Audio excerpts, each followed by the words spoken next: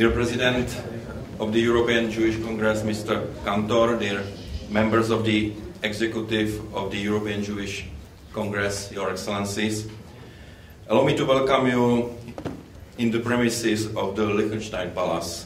I am very pleased that the Executive of the European Jewish Congress is, after 3 years, once more in conference in Prague. Prague is one of the European continent's historic capitals and also inseparably linked with Jewish culture, to which its rich cultural heritage and its innumerable monuments bear witness. I am therefore of the view that there are few places which are as suitable for a meeting of your organization, representing as it does the Jewish community in Europe, as this city, the capital of the Czech Republic. Your meeting in Prague has taken place in an atmosphere of shock, which is only gradually recovering from the attack on the Jewish school in Toulouse, which took place in March.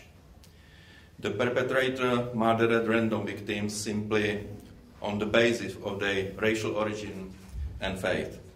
This terrible act has reminded us in the most drastic manner that even in the present day, our society faces the threat of anti-Semitism and racism. For me, anti-Semitism is a symbol of intolerance in general. It is at one and at the same time one of the oldest and most insidious forms of racial and religious hatred, especially dangerous because it adapts itself easily to the circumstances of the day, changing its arguments as it needs to without changing its essence.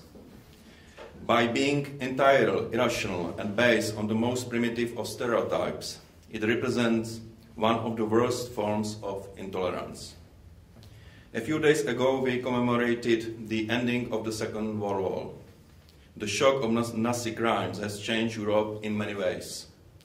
But in spite of this awareness of the fatal ends that racism and xenophobia can lead to in the modern age, they have not been eradicated entirely. Even today, 67 years after the end of the Second World War, we hear almost daily of signs of anti-Semitism and other forms of intolerance and support for extremists in various parts of Europe. This danger comes not only from Islamic terrorists, as in the case of the attack in Toulouse. Nevertheless, our inability to integrate part of the immigrant communities from Muslim countries and the radicalization of socially deprived youth represents a challenge for Europe. Today's rapidly changing society and the uncertainty caused by the drawn-out recession render part of the population prone to support for the promoters of hatred and seemingly easy solutions. In recent years, movement and parties with xenophobic and openly anti-Semitic programs have reached repeated success.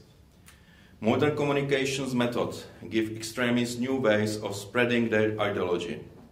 I see the greatest danger in the fact that such demagogues often succeed in gaining the sympathy of young people who have in many countries suffered inordinately from the economic problems we face.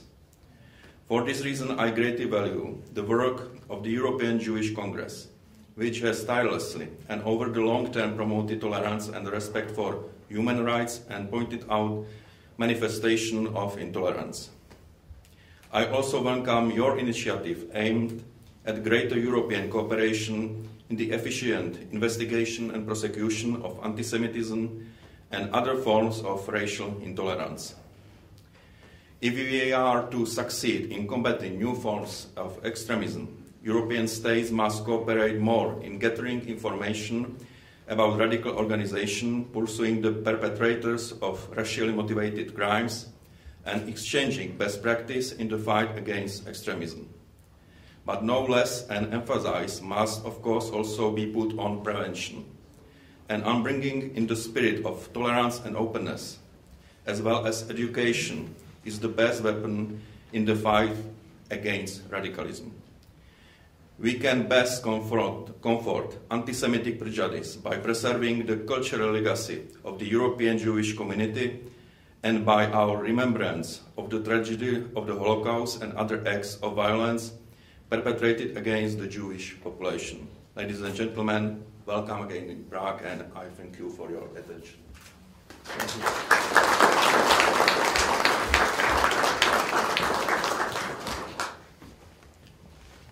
Mr. Prime Minister, ladies and gentlemen, presenting you our highest award for preserving and furthering European civilization, I want to express my gratitude to you and to the Czech nation for this wonderful city and its citizens.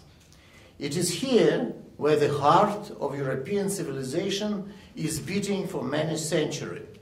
It is no accident that the presidents of two nuclear powers, Russia and the US, chose Prague to sign the historic START agreement. The principle that a nation suppressing other nations cannot be free has been ingrained in the system of European values, and first of all, engraved by the Czech Republic. However, tolerance and overcoming hostility to other nations is not a gift from above. It is the result of a lengthy evolution of society, along with hard efforts and commitment to its intellectual and political elites. A vivid example of the above principle is the Czech tolerance to the Jewish people, which passed through all hard tests of history. It is also its solidarity and friendly support for the State of Israel.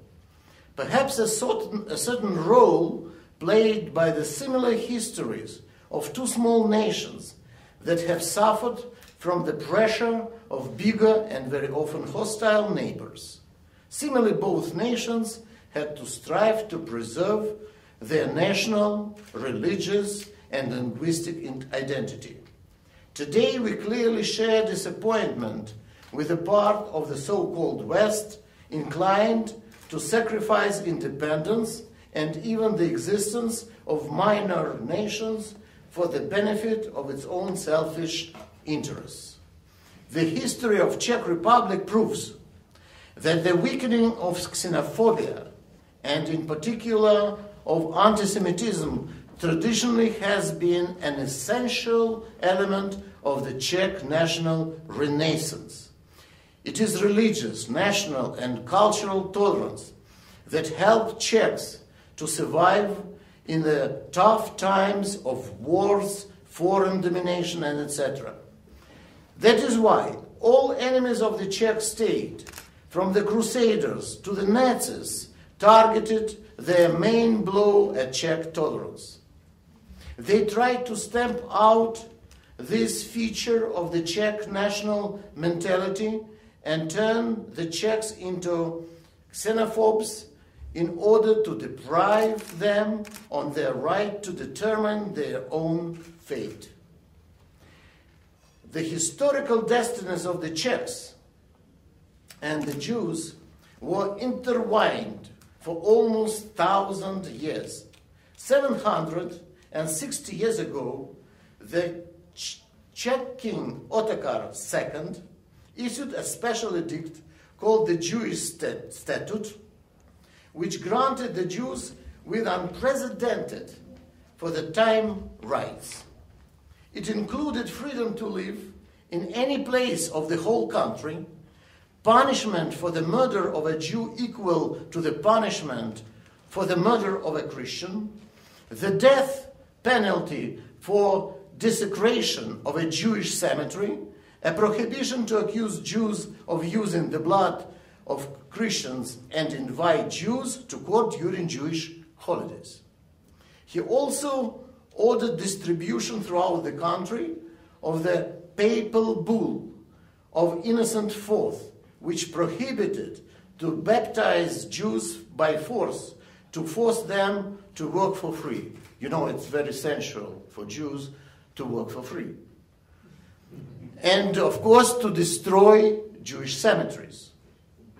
Worth to note, these rights were further confirmed by representatives of the next Czech royal dynasties. Meanwhile, representatives of foreign dynasties reduced or violated them.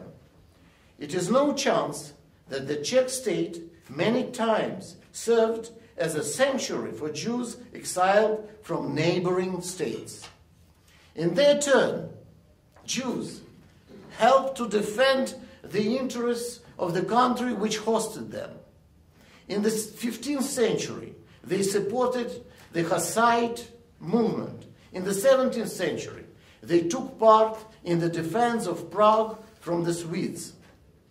Not to mention their constant financial support of Czech kings. And we have to underline very important Jewish tradition, which says, the law of the country is the law. This is the foundation law, the fundamental foundation for the existence of Jews in any country, and first of all, in Czech Republic.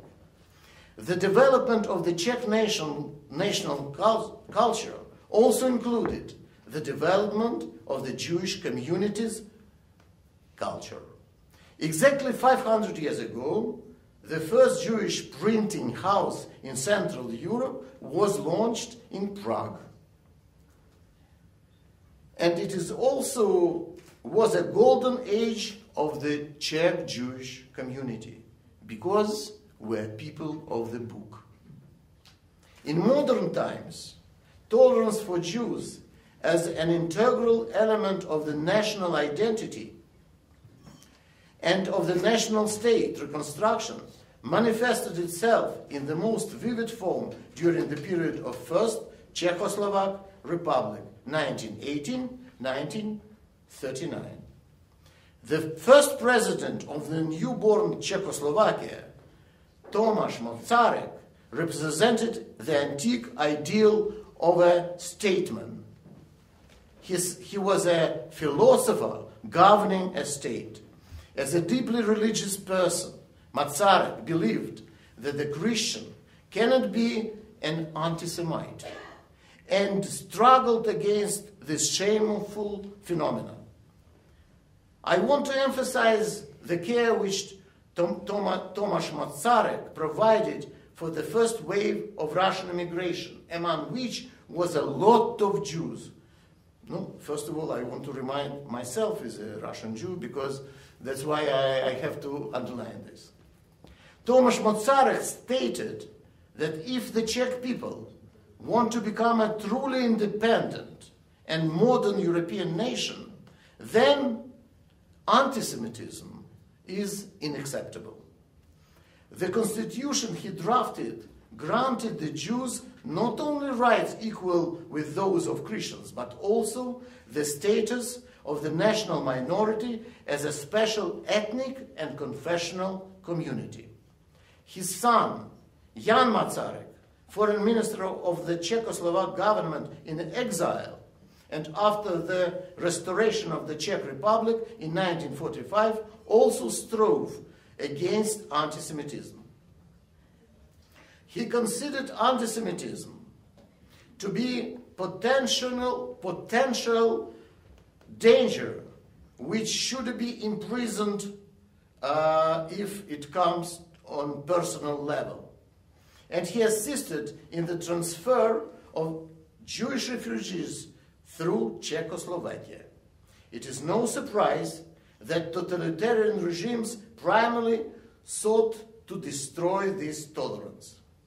After annexion of Sudetenland in November 1938, in one night, the Nazis burned 35 synagogues, which they considered prominent features of Czech national and state identity. The Czech local community well understood this. For instance, the citizens of Mariánsky Lázně after war didn't build anything else on the place of the destroyed synagogue. Today, this quadrant of green grass right in the middle of the main street, like an open wound, reminds passerby of the burned synagogue and the city's Jewish community, which vanished in the fire of the Holocaust. There are 108 Czech names on the list of righteous Gentiles in the list of Yad Vashem. It is not the biggest number, but if we divide this number by the number of population of Czech Republic, we come to the biggest one. And this is very important, and we always remember this. The first president of the new Czech Republic, Václav Havel, was also a committed fighter against xenophobia and anti-Semitism. In 2006, Holocaust denial was categorized as a criminal offense in the Czech Republic. And in 2008, 2 editors of the neo-Nazi online magazine were sentenced to 2 and 3 years in jail for anti-Semitic propaganda. According to polls held in 2011, in 2008-2011, the attitude of Czechs towards Jews improved, and Jews ranked 5th out of 15 in terms of sympathy to the people living in Czech Republic, and ranked 3rd when Czechs and Slovaks are out of this list. The attitude of Czech towards Israel, the Jewish state, is generally positive. The tendency for internal tolerance and solidarity also goes back to Masaryk. He was the first head of state to visit the Jewish settlements during the British Mandate and express sympathy for the Jewish settlers movement. In 1938, Czech immigrants founded the Kfar Masaryk kibbutz in Palestine. Václav Havel was a reliable friend of Israel. The political leadership and leading NGOs in the Czech Republic opposed both right-wing nationalist, anti-Semitic, and left-wing radical powers trying to delegitimize Israel in Europe and in the world. I can continue this list endlessly, practically, of the Czech leaders who were involved in this systematic approach of improving tolerance to Jews, to other minorities in Czech Republic. And I can tell you that you, Your Excellency, during the last year, visit Israel, confirmed this course, demonstrating solidarity of Czech with Jewish people and strengthening strategic partnership with Israel. And we are people of the very long historical memory and will remember it for a very long time. One thing, after all these compliments to Czech Republic, I want to underline today what is very actual today. It's the situation in Europe. With the economical crisis and ethnic tensions in Europe, we are experiencing the rising of extreme right wings and neo-Nazi elements in Europe. Manifestation of it we can see in the Golden Dawn Party in Greece, and significant part of the parliament they took just now. The Jobbik Party in Hungary, terrible situation. And the result of a recent survey undertaken by the German Bundestag in the country, so devoted to the legislation, to the anti-racism legislation after the result of the World War II, Germany demonstrates that more than 20% of the population today in Germany have anti-Semitic views. It's very dangerous. And we see today 3 types of new anti-Semitism.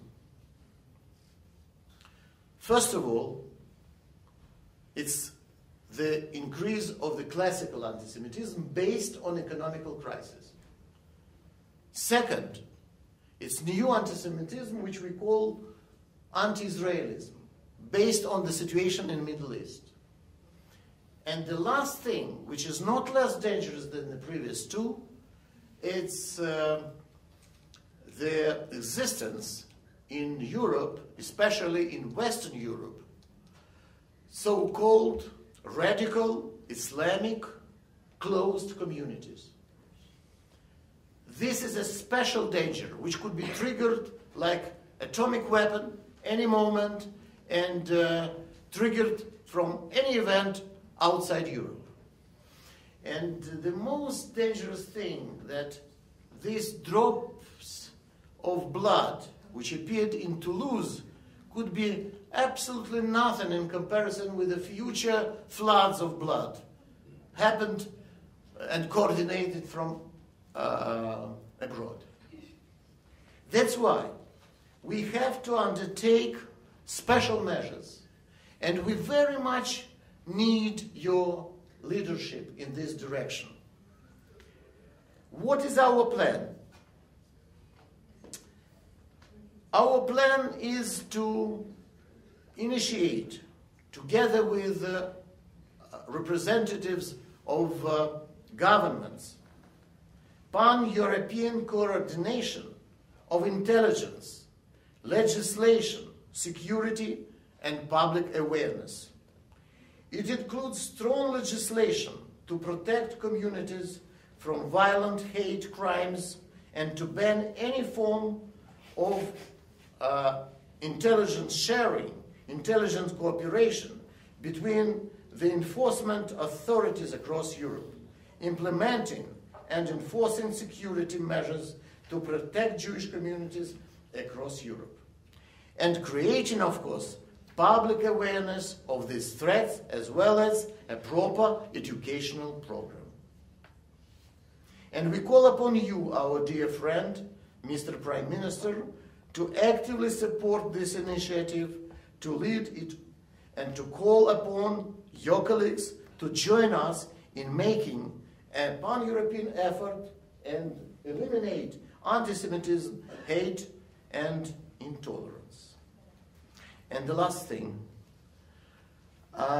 yesterday I visited an outstanding factory in Czech Republic. It was my dream for 20 years to visit it. It was near Karlovy Vary, Moser factory. My mother and my father visited for 20 years this factory. And I found out that it was a Jewish factory. But the history of Jewish possessing finished in a typical Jewish way. They founded it. It's existed almost for 100 years. But before Nazis came, they disappeared. They sold it and disappeared. It's a very, very Jewish manner of managing things. To disappear before danger. What I want to tell you, this idea came today to my mind. I think that under your leadership, during your governing this country, Mosers could return back. And this is your achievement, your personal achievement. That's why it was our common decision of our organization to honor you by the greatest award of our organization. First of all, it is so-called golden navigator to Jerusalem. Whatever you stay, you can always find where the Jerusalem is. And it's very practically important. Because Jerusalem is the center of our mutual friendship. You see? And this is dedication to you. It's number one. It's not there. Thank you. I'm really honored. Yes, pleasure.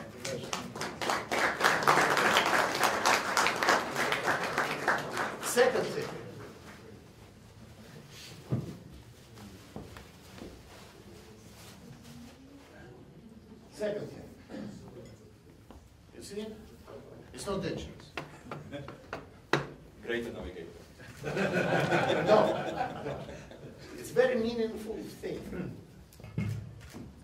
It's called Agada. It's an instruction how to find freedom. Every Jew, once a year, reading this book, how to get freedom.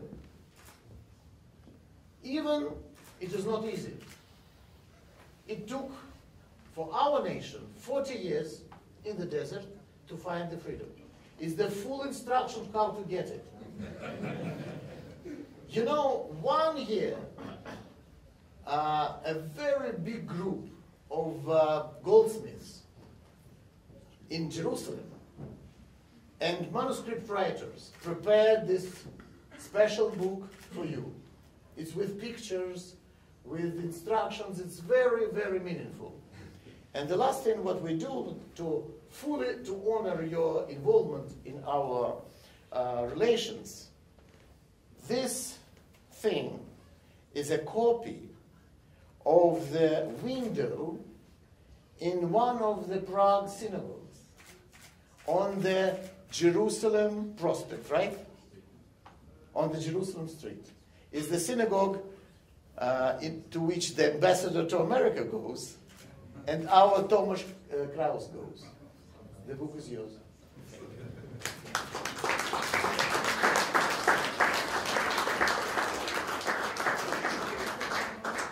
And I've got also some small.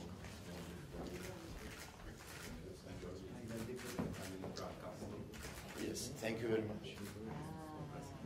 Thank you. Thank you very much. We'll put it in our museum. Mr. Prime Minister, if you like me from the beginning, it's very nice book about the synagogue. Very nice book. Thank you very much.